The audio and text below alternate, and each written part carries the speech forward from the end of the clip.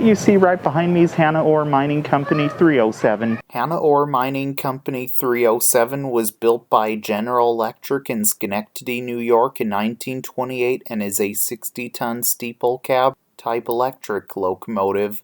It originally was in service at Hannah's Wabigon mine in Buell, Minnesota. Then it also worked on the company's Mesabi Chief Washing Plant haulage line near Keewatin, Minnesota. Also, it worked for the Hannah Mining Company for many years and hauling ore cars as well.